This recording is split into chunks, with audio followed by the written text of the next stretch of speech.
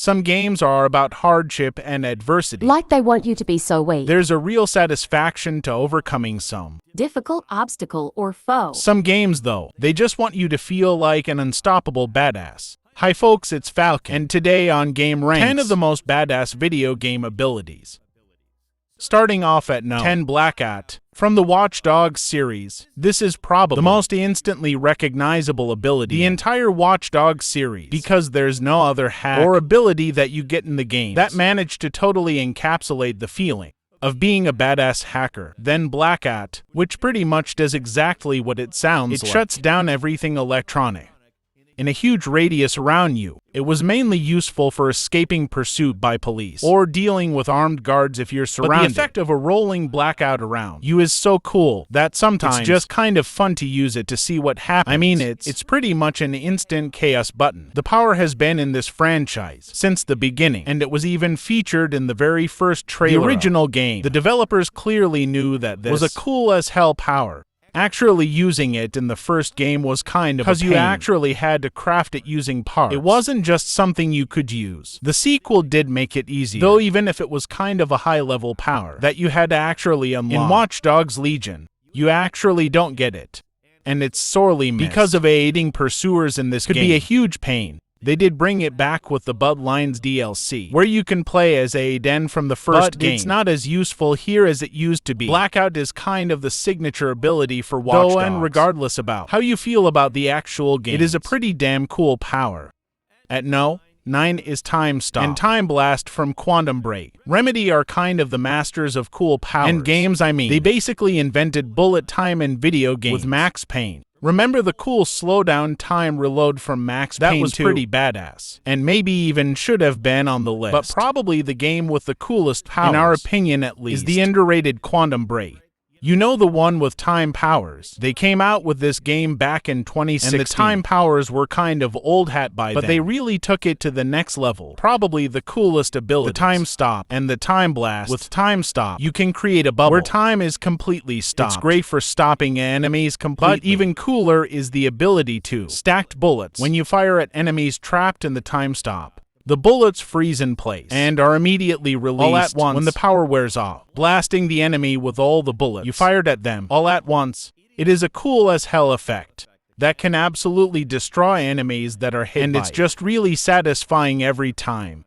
The Time Blast, on the other hand, is about as straightforward as it gets. You just charge up a huge explosion and take out every enemy caught in the blast. What makes it so badass is the effects, though. Instead of just a regular old explosion, you get this crazy effect where it looks like reality is shattered, followed by this shockwave effect that warps everything around it. In a game with cool effects everywhere, it's one of the absolute coolest, and it's, again, just incredibly satisfying to use every single time. At No. 8 is Metal Gear Solid Rising. Revengeance is Blade Mode. It's sort of Platinum's specialty, making games that are as over-the-top badass as possible. And this game might be their crowning achievement in that category. But combat is intense. But once you get the hang of it, you basically feel invincible. And a big part of that involves the signature feature for the game, Blade Mode. The funny thing is that Platinum didn't actually come up with Blade Mode. It's a holdover from the original version, Metal Gear Rising, that caught Tan. But clearly, they knew that there was a good thing there because they made full use of it.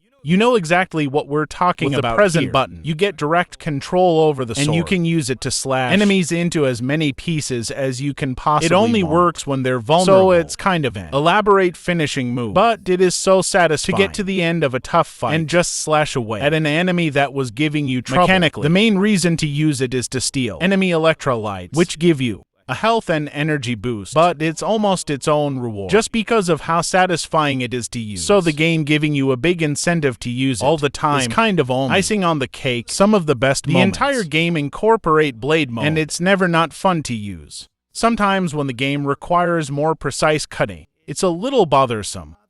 But in general, it's just all around fun as hell to use, and incredibly badass as well. At No.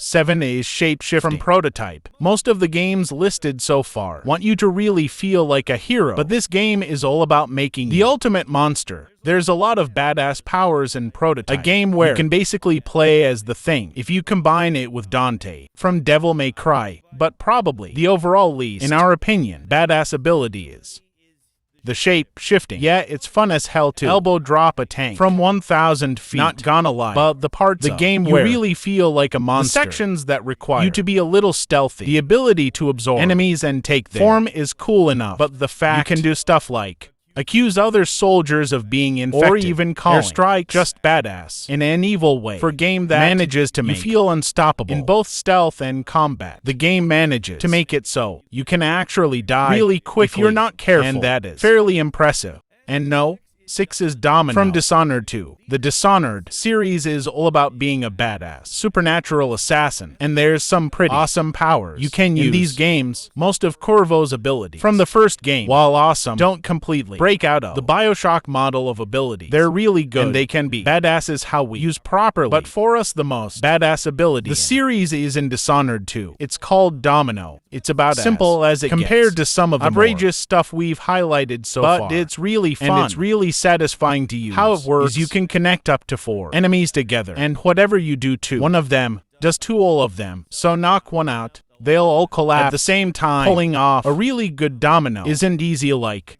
the enemies have to be close enough to one another for the effect to work, but you have to be relatively close to tag them. But once you set everything up, you really feel like a true badass. When you manage to take down every guard in a room, like it even gets better when you combine it with other powers, like Shadow Kill. That makes enemies disappear instantly when killed. Honestly, all Emily's abilities in Dishonored are cool as hell. They're a little weirder than Corvo's more traditional arsenal, but if you use her abilities correctly, they are bad as hell.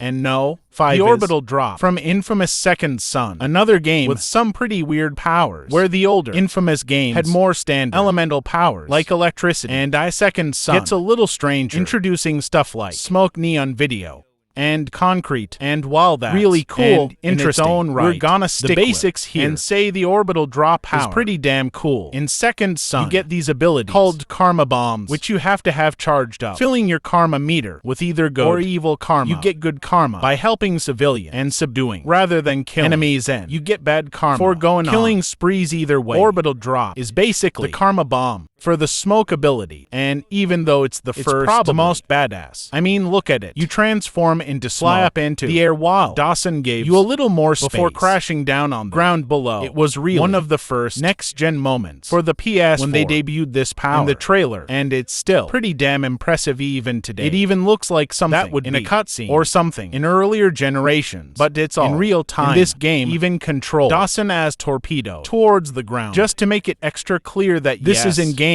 The infamous series has a bunch of awesome powers that are fun to play with, but for abilities that really make you feel like a superhero, it's hard to beat. Orbital drop.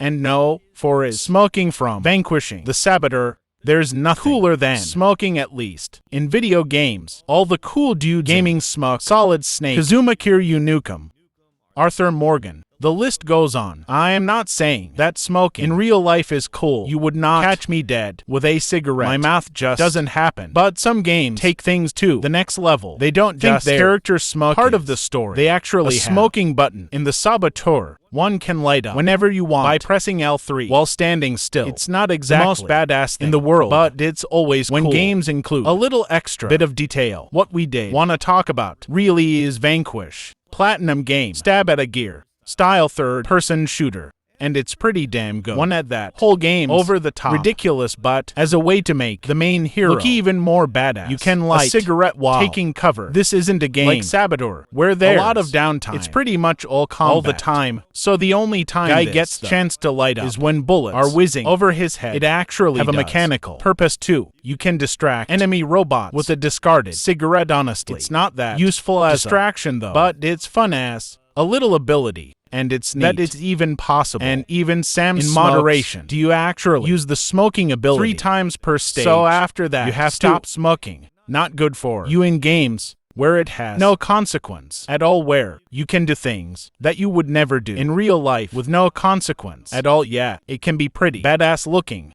At no, 3 the Bloodletter from Bloodborne. Most games from software aren't exactly badass, sure. You can feel truly powerful when you manage to take down a seemingly impossible boss, but most of your abilities aren't particularly flashy, outside some notable exception, like Bloodborne. Definitely a game where you play more a bona fide badass, yeah. You still get your ass kicked, but you're doing wearing tailored threads and some gnarly looking weapons. In our opinion, at least this thing's probably the most badass. The Bloodletter. It doesn't look that noteworthy. You first look at it, kind of an ugly looking mace, but when you transform the weapon, that's when you see how badass this thing is like. Just look at this. Your dude stabs himself through the chest with a mace and pulling it transforms the weapon into a two-handed blood weapon. That's just metal as hell. There's no other word to describe it, even if it does a good chunk of damage with your health. When you transform any weapon where the player sacrifices health for power is gonna be at least a little badass, but when you combine the crazy transformation animation with how beastly the weapon looks in its second form, you got one of the most badass weapons out there. And no, two is Weaponization. From the incredible Hulk Ultimate Destruction, Radical Entertainment on this list again with their game that basically inspired Prototype. While this game is incredibly cool on its own, I think the whole weaponization ability from this game is just a little bit more badass. This game takes the ethos of Hulk Smash to the next level, like the amount of destruction you can unleash on this world is amazing, and there are so many fun abilities that you can use. Do it when you grab certain vehicles. You get the option to weaponize them depending on what our Hulk will rip them apart and turn them brass into knuckles to increase damage, flatten them, turn them into a shield, a boomerang, rip off rocket pods on a tank, throw them at your enemy. It's just incredibly fun to take an enemy and transform them to something useful, as well as add a layer of strategy to all your actions. This is an ability we would love to see return in some future game. The power rays have a lot of variety in there, a ton of fun to use, and it's just really badass to pull off. And finally, the Devil Trigger from the Devil May Cry series, especially in 5. When it comes to games about badasses who do badass things, the Devil May Cry series is king. These games are all about making the main guy look like an unstoppable badass, even if a lot of that basically only happens in the cutscenes rather than the game itself. But when it comes to badass power in the game, there is not much that is iconic, as the double trigger is when the meter is filled. Dante or whoever you're playing as will transform into their demon form. How this works depends on the game, but in general, it'll make you a lot stronger and usually unlock some new and powerful abilities. It's especially badass, though, in the newest game, Devil May Cry 5, where the effects and animations really sell how powerful this form is. It's so badass that when the Anoni does it, like during the final boss of DMC5, you have a good reason to be afraid. There are a ton of badass moves and moments from the Devil May Cry series, but for now, you gotta go with the Devil Trigger. It is iconic.